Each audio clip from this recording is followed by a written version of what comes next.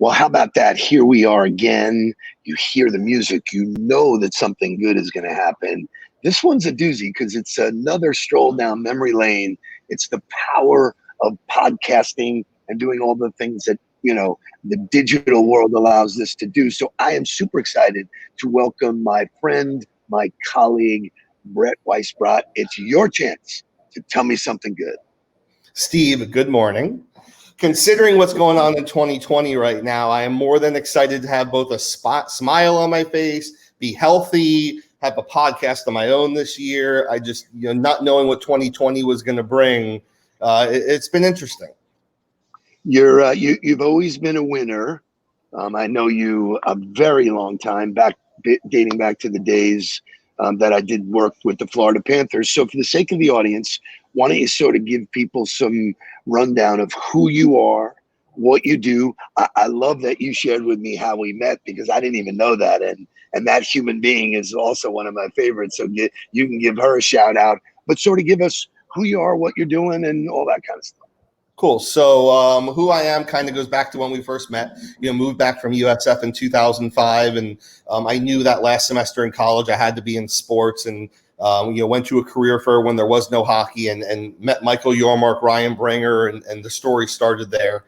Luckily, that first year in the Panthers in entry-level sales, you were doing stuff with the Panthers, but we had the pleasure of meeting through Britt Cohen, a friend from college. We joke about growing up or Britt the Brat and Brett the Brat, right? So, so just funny synergies there. Britt was working for you at an early age.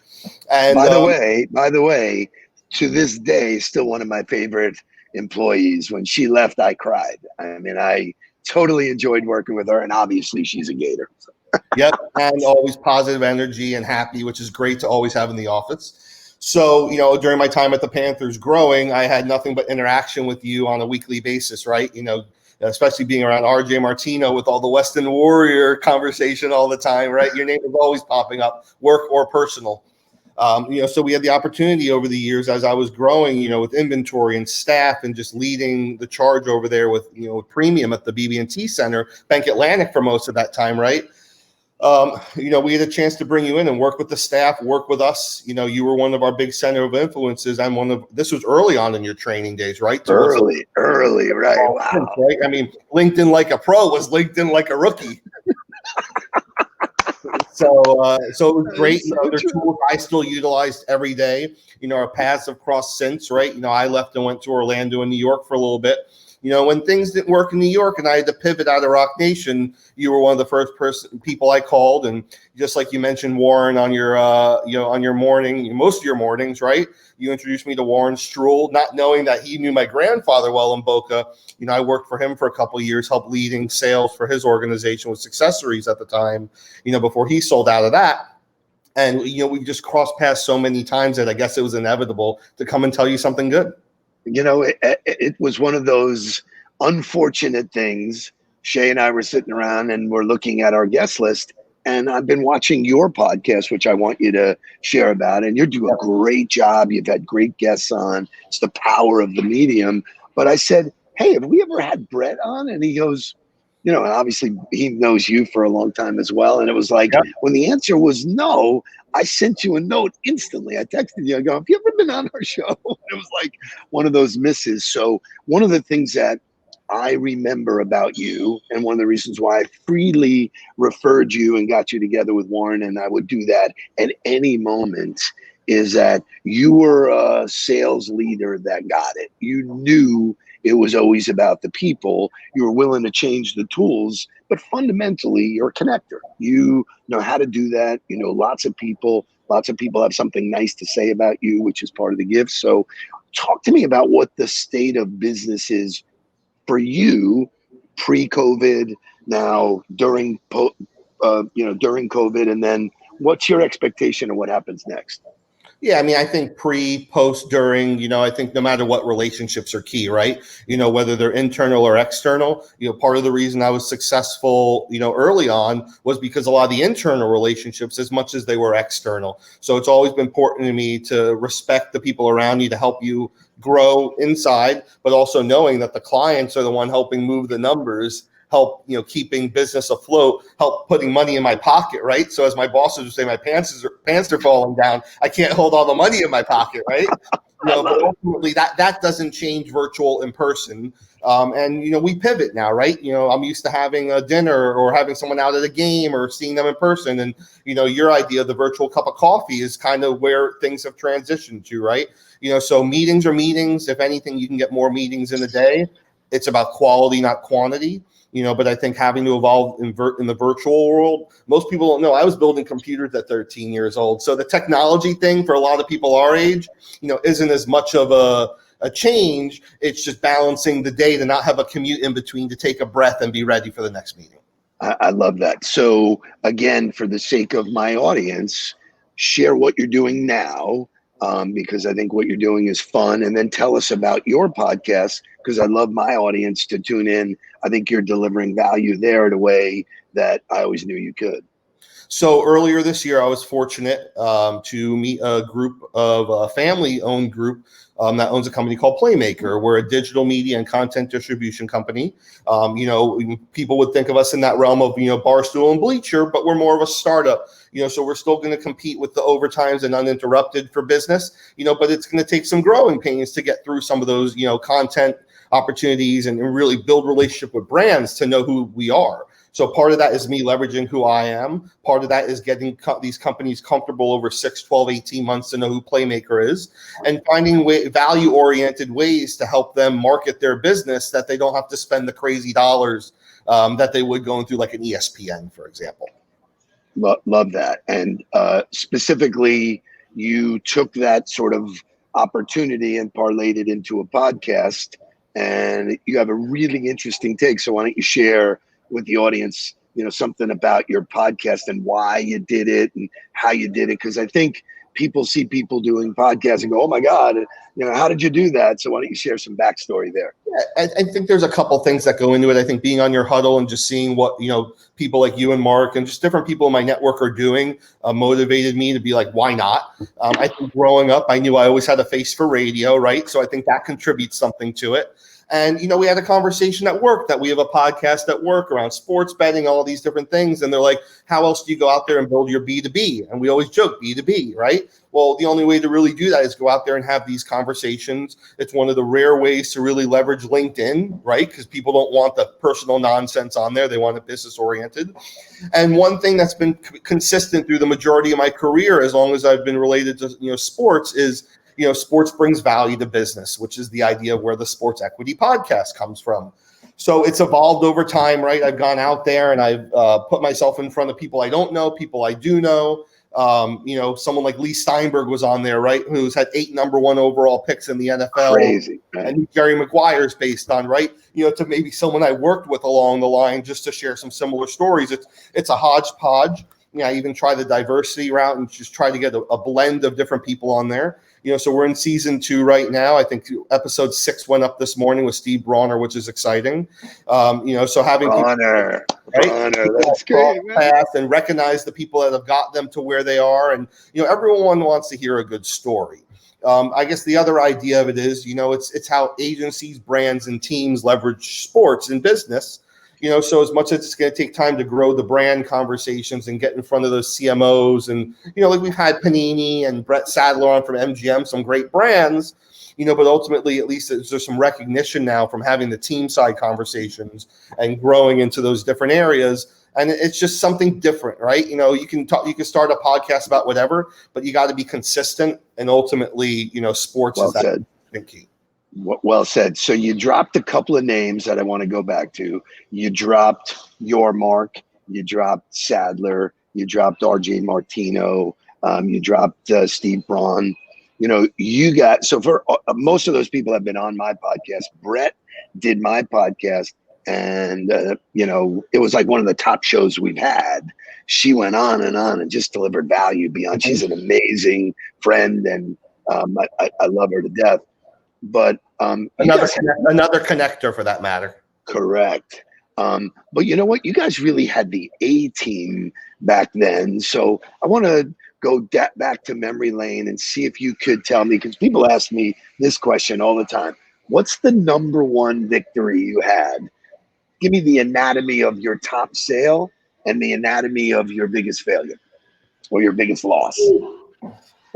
Um, I mean, there were people I was heading up for 3-4 years, right? I mean, I think one of them I go back to is, Jim Robertson, who's still a good friend to this day from General Crane at the time. The crane guy, right? Right. Yeah. We started with a Loge box. You would appreciate this. He started with an 8-person Loge box for a Florida Gators basketball game during the Orange Bowl basketball classic, and got a 7-figure piece of business off of that one night that probably cost him $500, $1,000. From there, the world opened up just in that world. Boys and Girls Club, Jamie McDonald, you name it, suites, sponsorships. It only takes a couple of center of influences to build your business in that world. Stop right there. Stop right there. I want you to so I'm so happy you said that. It's the one line I wanted to get to. Break that down and unpack that for me. Centers of influence. I have to give credit to where that came from, though. Ryan McCoy was the one that taught me that originally. Really? Wow. Yep. And Ryan, wherever Ryan learned that from, he always said you had to have 5 or 6 center influences. This is early on, like 2006, 2007 with the old crew. And it was always important to have it, people at the end of your hand to be able to say, hey, I'm trying to make this happen, right? Like the RJs are the best at that. Hey, Steve, I have this idea. Like, what do you think? Where should it go? Like Mackie uses me for that, right? We use each other for that. I love it. I don't, in all of the work that I do now, when I bring up COI, people go, what is a COI? And when I unpack that and tell them center of influence, it basically is people who get what you do and can be a messenger. The power of one turns into the power of many. So I love that. Didn't mean to interrupt, but keep going. No, but the funny thing is you were the guy walking down the hall in the sports coat and the V-neck at the time, and he turned into being one of my center of influences, right? You never know where relationships are going to grow. It's so true. And when you build those, like I'm with you wherever you go, whatever you do, it wasn't about the job or what you were selling. It's really about what I call building your personal board of advisors. Those influencers that sort of call you out on your shit, are there when you need them, and so I'm proud to do that. And you have never let me down. Also, every time, like especially with Warren, I knew Warren was building his business. They never really had their arms around the sales side. And I knew you could come in and do it, and you did. You did it great for years. I don't come from a culture of just picking up the phone, right? And that's generally what someone's looking for when they want more of a sales culture, is actually picking up the phone. Nowadays, it's a lot more email, right? But at the end of the day, outreach, building relationships, and going wider on opportunities. There's a lot more cold outreach and creative ways to do it nowadays, but it's always been dialing for dollars, so to speak. It's so funny because there's so many people that I run into that at some point when I, sort of dig into who they are and how they know them, your name or RJ's name comes up. Greg Centineo, who is actually a really good friend of mine, was a guy that you were doing business with for years, correct? Is that I think I can tell you how many times I brought him out the arena to get him to buy, right? I mean, it's just I think I gave him uppers a couple of times, and he just had respect that I was willing to give him tickets. And he probably was one of my first mini plan holders that my first summer when I had hair and I was fresh out of college. He's such a good dude. I hang with him, often. He lives in Delray. We just had dinner together. So we talked about all of the positive. Sales has a negative side. We all know that. It's, really hard to deal with the rejection. If you don't have thick skin, you get blown out. So do you have 1 or 2 stories that you can share with people? Like for me, my big, when people ask me, and I write about it in the book, was when I lost the naming rights deal to your building. I had it. I thought it was done. And, so what's your big miss and what did you take away from it? There's probably a past and a current, right? I think the current, the easy answer are media budgets and excuses, not excuses, but, just what 2020 is right now, trying to, close the year out strong and build relationships and get money on the books and being creative more so than waiting for next year to grab those dollars. So I think just, being in more of the media and the digital world is great to help you grow, but it's more challenging from a competition standpoint, because think about the competition on digital versus selling a team against 3 other teams in the market. Yeah. I mean, it is crazy. So what happens next for sports? What's your take on what happens next for sports, for you, for your business? What do you know, I'm asking people now, we're heading into that time of year when people are putting together 2021. I think you're like me. A lot of people just say, you know, you can't affect what's already happened. You can only affect what you do today and in the future. So what's your, you know, your prediction, Mr., you know, Brett Weisbrot? So I think there's two different things that go to that. I think, you know, in an overall sports world, digital marketing, just everything going on, you know, things are going to open back up in 2021, right? You know, there's already the Wells Fargos of the world that said they're not, but ultimately people are going to have to spend to make, you know, whether it's cause marketing or whatever it is that they believe in, to make people aware that they're out there and that they want to be top of mind. I think from a staffing standpoint, I think you're going to see a ramp up, whether it's in my world, whether it's on the team side. You know, I think you're going to see in Q1 of next year that people have to plan for next fall, for 24 months out. You know, it's going to be tough for the next 18 to 24 months, and maybe even longer now with what the new normal is. But you still have to be prepared for it. I love it. So in our final minute, because I'm glad that we had this opportunity to visit, what's one thing you want the audience to know about you, how to get in touch with you, why to get in touch with you, and your final something good? Yeah, I would just say that, you know, I have an open ear, right? I'm always willing to have a conversation. I'm humble, and I'm always willing to be helpful in any way, you know, whether it's introducing someone to a contact for a job, whether it's patching two people together to do business. You know, relationships are important to me, and the professional ones have turned personal, the personal ones have turned professional. It's not really a tit for tat thing. It's just a matter of timing more than anything. You know, the other thing, tell me something good, is, you know, follow Sports Equity, follow, you know, the Noodleberg Daily Huddle. You know, the one thing is, and I even had this discussion with Mackie the other day, is, you know, all these things are great, but you take 2 or 3 things and repetitiously add them to your day or what you're doing, you're going to show change and you're going to show results, you know, but it's going to take the right coaches and the right people in your life to help steer you in that direction. You make me proud when whenever I talk to you guys, because of the work that we did back then, the work that we do now. In the final minute, I want to share the something good from your show. So you had Mackie on the other day, and you absolutely made my day. And I think that's the quality that great salespeople have, is they have the ability to share things that make the other person's day. It wasn't about you. You didn't have to share it with me, but you did. And if you don't mind sharing with the audience that little snippet of what happened on your podcast when you worked with Mackie. Yeah, and I think going into that, you know, I think the idea of the podcast is to highlight people, right? This podcast isn't about me. It's about telling people stories and showing what they've accomplished and spreading the wealth and teaching, right? And teaching the young how, like, even like with, you know, people back before internet days, how they got jobs in sports, right? You know, now's the time to be more creative than ever. But all I did was ask Mackie, I'm like, who's the best guest speaker you've ever had in your class? Because he teaches students replacing himself now. And he's like, without a doubt, Steve Noodleberg. He's like, you know, it's crazy because, you know, we share the book, we talk about the book, the 27 different ways, and he's like, to actually have an author and someone that's impactful and can engage the room, whether virtual this year or in person in the past, you know, it just leaves such a mark, and you make yourself accessible for those people that want to learn even further than that.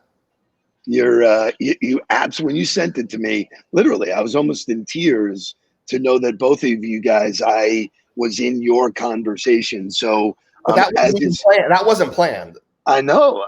That's what's even greater. And then you shared it with me. And so the fact that lives made my day, made my year. It's why I do what I do. And so it goes without saying that whatever you, Mr. Weisbrot, need from me or the Noodleberg Huddle or Mark or anybody you got, thrilled to have you as part of the tribe today and forever. So thank you for joining me today.